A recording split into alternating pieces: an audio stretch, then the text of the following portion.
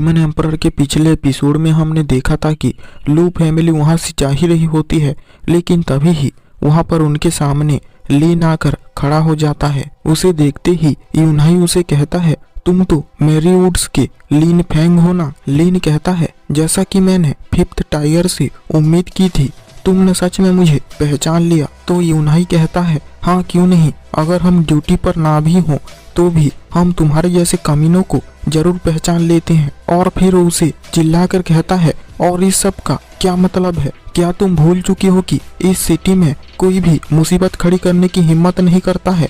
और क्या तुम ये सब करके चीफ के ऑर्डर के अगेंस्ट जाना चाहते हो? तो लीन हंसने लगता है और कहता है, तुम उसका नाम लेकर मुझे डराने की कोशिश मत करो, क्योंकि ये मुझ पर काम नहीं करने वाला है। और मैं तुम्हें बता दूं कि यहाँ पर कुछ ऐसे भी लोग हैं जिनसे कि तुम्हारा वो ओल्ड मैन भी डरता है, इसलिए मुझ पर ये पैंतरे आजमाने की कोशिश मत करो। और उस ऑर्डर की बात करें तो वो बस नॉर्मल फैमिलीज पर ही लागू होता है, हम 7 फैमिलीज पर नहीं। तो मिस लू भी चिल्लाकर उसे कहती है, तुमने ऑर्डर के अगेंस्ट जाने की हिम्मत की है, तुम बस रुको, मैं अभी मार्शल को ये रिपोर्ट करती हूँ और वो यहाँ पर आकर तुम्हें जरूर पनिश करेंगे। लेकिन तभी ही अचानक से लीन मिस लू के सामने आ जाता है और कहता है, तुम कितनी भोली हो, मैंने तुम्हें कहा ना कि तुम्हारा ओल्ड मैन मुझे रोक नहीं सकता है। तभी लीन की नजर मिस लू की बूबीज पर पड़ती है और उसे देखकर लीन कहता है, मिस लू तुम्हारी बूबीज तो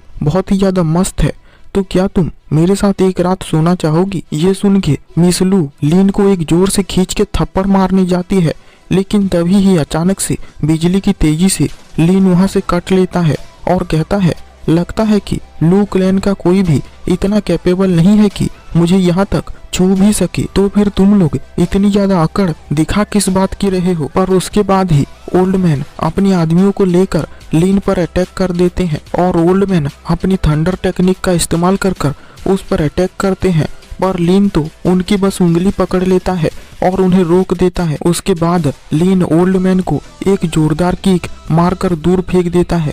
और इतना ही नहीं, लीन तो पलक झपकते ही उनके सारे आदमियों को एक झटके में मार देता है और कहता है, तुम तो बहुत ही ज्यादा स्लो हो और लगता है कि तुम लोग मेरा कुछ नहीं उखाड़ पाओगे। तो मिस लू, तो क्या अब तुम मेरे साथ चलोगी? और दूसरी तरफ लीन की इतनी ज्यादा स्पीड को देखकर यूनहाई अपने मन में सोच रहा होता है, ये तो बहुत ही ज्यादा फास्ट है। मुझे तो ये पहले से ही पता था कि लीन बहुत ही ज्यादा तेज होगा, पर मैंने ये बिल्कुल भी उम्मीद नहीं की थी कि ये इतना ज्यादा तेज होगा। ये तो बिल्कुल ही स्पेस और टाइम के लॉस को बदल दे रहा है। और अब मुझे पता चल गया कि 6 ड्रैगन की ताकत कोई ऐसी चीज नहीं है जो कि हम लोग संभाल सकेंगे। और फिर लीन सबसे कहता है कि तो लगता है कि डिमोनिक ड्रैगन सच में मर चुका है, वरना वो ऐसी सिचुएशन में क्यों नहीं आता? या फिर मैं समझूं कि वो बस एक डरपोक है जो कि अपने बिल में दुबक कर बैठा हुआ है। ये सुन के मिस लू गुस्सा हो जाती है और उसे कहती है, अगर हमारे लू क्लैन का स्टीवर्ड जाओ यहाँ पर होता ना, तो तुम ये बकवास करने की हालत में होते नहीं। अभी तुम उसके पैरों के नीचे गिड़गिड़ा रहे होते और अपनी जान की भीख मांग रहे होते। लीन कहता है, लगता है कि तुम जाओ फान की सच में बहुत ही ज्यादा कीमत करते हो, पर जरा सोचो क्या अगर वो यहाँ पर होता तो भी इसमें कोई फर्क पड़ता मुझसे? वो लड़का बस एक बिना नाम का ऐसा आदमी है जिसे कि लोग डिमोनिक ड्रैगन के नाम से बस कह रहे होते हैं, और जो आदमी लगभग 6 ड्रैगन और 1 फिनिक्स के लेवल जितनी ही खड़ा हो सकता है, वो मेरी अटेंशन को डिजर्व नहीं करता है। और फिर अचानक से ही लीन बिजली की तेजी से मिस लू के बिल्कुल सामने आ जाता है और फिर मिस लू के मुंह को पकड़ लेता है और कहता है, यंग मिस लू, अगर मैं तुम्हें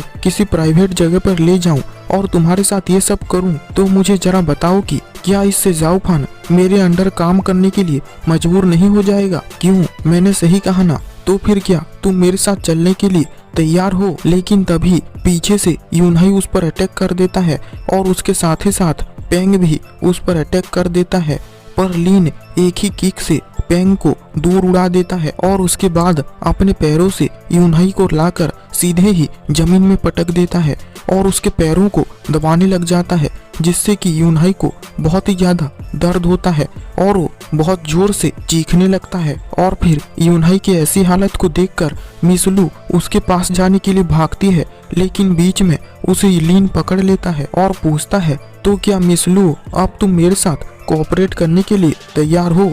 पर मिस लू अब भी कोई जवाब नहीं देती है। तो ये देखकर लीन यूनहाई के पैर को और भी ज्यादा जोर से दबाने लग जाता है और यूनहाई और भी ज्यादा जोर से चीखने लग जाता है।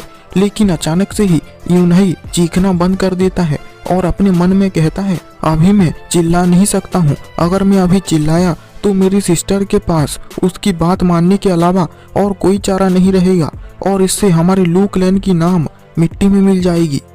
और लीन भी उसे ना चिल्लाता हुआ देखकर उसे कहता है, ओ तो तुम बहुत टफ हो। और ये देखकर लीन उसके पैरों को और भी ज्यादा जोर से दबाने लगता है और उसके पैर बिल्कुल टूटने पर आ जाते हैं। ये देखकर मिस लू लीन से अपने हाथ को छुड़ाने के लिए जबरदस्ती करने लगती है, लेकिन तभी ही लीन उसके मुंह को फिर से पकड़ लेता है और उसे कहता है, तो अब मुझे बताओ, क्या तुम हार मानकर मुझे जाओ फान का मास्टर बनाओगे या फिर नहीं? तो मिस लू उसे कहती है, तुझे लगता भी है कि तू उसके लायक है? उसके मुकाबले तो तुम बस किसी का फेंका हुआ गोबर हो। तुम तो उसके जूते साफ करने के लायक तक नहीं हो। और ये सुनते ही लीन गुस्सा हो जाता है और उस पर अटैक करने के लिए बढ़ता है, लेकिन तभी ही पीछे से उस पर कोई अटैक कर देता है और ये देखकर लीन उसे डॉज करने के लिए वहां से पीछे चला जाता है। और फिर वो कहता है, सुई क्विंगचैन, तुम दूसरों के मामले में अपनी टांग मत अड़ाओ। तो वहाँ पर सुई आ जाती है और कहती है, फ्लावर रेन टावर कभी भी किसी औरत पर कोई जुल्म या फिर अत्याचार कैसे बर्दाश्त कर सकता है? हम ये बिल्कुल भी नहीं होने देंगे। और यहाँ दूसरी तरफ मिस लू सुई को देखकर अपने मन में कह रही होती है, ये कितनी ज्यादा खूबसूरत है। क्या इस दुनिया में ऐसी खूबसूरती भी हो सकती है? क्या ये सच है? मैं अपनी आंखों पर भरोसा नहीं कर पा रही हूँ। और फिर वहाँ पर मिस लू के पास मुडान और क्यूइन भी आ जाती है और फिर यहाँ सुई लीन की तरफ आगे बढ़ने लगती है। तो ये देखकर लीन उसे कहता है, सुई, ये तुम्हारा फ्लावर रेन टावर नहीं है, ना ही ये तुम्हारी टेरिटरी है, इसलिए तुम दूसरों के मामले में अपनी टांग मत अड़ाओ, ये तुम्हारे लिए भारी पड़ेगा। पर सुई उसे कहती है, पर मैं क्या करूँ, मुझे माफ कर देना, पर यही मेरी आदत है। ये सुन के लीन कहता है, अगर ऐसी बात है तो बाद में मुझे ब्लेम मत करना। और बिजली की तेजी के साथ उसकी तरफ अटैक करने के लिए बढ़ने लगता है। तो ये देखकर सुई भी अपना अटैक करती है और लीन के दोनों पैरों को जमा देती है। ये देखकर लीन एक पल के लिए बहुत हैरान हो जाता है, पर वो फिर उसके बाद अपनी स्पीड की मदद से वो साइज से निकल आता है और पूछता है, तो क्या तुम्हारी सोल रेडिएंट स्टेज में पहुंच चुकी है? तुमने तो कहा था कि तुम्हारी कल्टीवेशन के 10 साल तुमने बर्बाद कर दिए हैं, तो फिर ये कैसे हुआ? लेकिन फिर लीन सुई को देखता है और कहता है, तो अब मैं समझा, तुमने उन सब को कवर अप कर लिया, तुमने तो कमाल कर दिया, वो भी इतनी जल्दी। सुई क्विंगचैन, तुम तो सच में 6 ड्रैगन और 1 फेनिक्स में से एक बनने के लायक हो और इसकी वजह से मैं अभी तुम्हें और भी ज्यादा एडमायर करने लगा हूँ। तो सुई उसे कहती है, देखा ना, अब तुम्हें पता चल गया कि हमारी ताकत में कितना ज्यादा डिफरेंस है। अब अगर तुम्हें अपनी औकात पता चल गई हो तो यहाँ से दफा हो जाओ और यहाँ से तुम जल्दी से फूट लो, वरना मैं अभी नहीं चाहती हूँ कि मैं 7 फैमिलीज के रियल बैटल के पहले से ही मैं तुम्हें मार दूं। तो ये सुन के लीन उसे कहता है, सुई क्विंगचैन, क्या तुम सच में अपने आप को कुछ ज्यादा ही ओवर एस्टिमेट नहीं कर रही हो? तुम्हें क्या लगता है तुम मुझे ऐसे ही मार सकती हो? और तभी अचानक से ही सुई के पीछे पील किंग का आदमी आ जाता है और उस पर एक बहुत ही पावरफुल अटैक करता है। पर ऐन वक्त पर सुई उस अटैक को देख लेती है और उसे रोक देती है, पर उस अटैक को ब्लॉक करने के बावजूद सुई के हाथ पर उस पॉइजन का थोड़ा सा असर हो जाता है। और फिर यान लीन के बगल में जाकर खड़ा हो जाता है। तो उसे देखकर लीन उसे कहता है, तो ओल्ड पॉइजनर, तुमने आखिर अपना ये सुंदर चेहरा दिखा ही दिया। वैसे अगर तुम यहाँ पर आते भी नहीं तो भी मैं सब कुछ संभाल ही लेता। और उन दोनों को देखकर सुई अपने मन में कह रही होती है, अभी थोड़ी मुसीबत होने वाली है।